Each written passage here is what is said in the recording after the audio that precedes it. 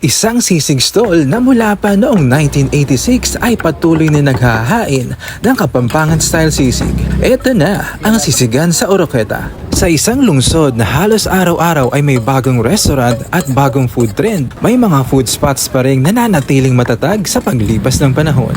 Kapag sinabing Kapampangan-style sisig, hindi lang ito basta pinaghalong karne at pampalasa. Ito ay may balansing timpla ng alat, asim at anghang na nagbibigay ng malinamnam na lasa sa bawat subo.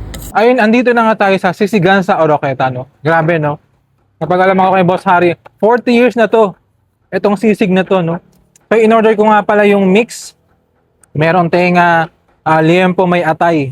Unang subo pa lang, maiintindihan mo kung bakit marami ang bumabalik dito. Malinamnam ang timpla, may tamang anghang, may konting asim na nagpapalalim ng lasa. At bawat kagat ay nagbibigay ng satisfying na texture. Hindi nakakasawa, hindi rin nakakaumay. Habang tumatagal, mas lalo pang na-appreciate ang timpla. Ayun, Boss Harry, kailan pa po nagsimula itong sisigan sa Oroqueta? Ano po? 1986.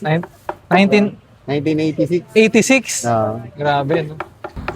40 years na po siya. Oo, ang tagal na pala, no? Ayun, Boss Harry, sa tingin mo, marami na naman nagsulputan nagtitinda ng sisig. Bakit kaya talagang pinupuntahan pa rin ito, dinadayo yung sisigan? Kasi po yung sisig namin, ihaw po siya. Tapos may imbis na mayonnaise po yung nilalagay, utak po yung nilalagay namin. Yun po kasi talaga yung nilalagay na sa sisig.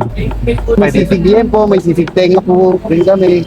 Lahat po yung may kasamang atay na. Nga po namin, 175 yung liempo po namin, 205. Tapos yung mix po namin is 380.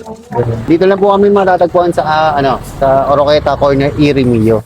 Tapos nag-open po kami ng 5 PM to 2 AM po.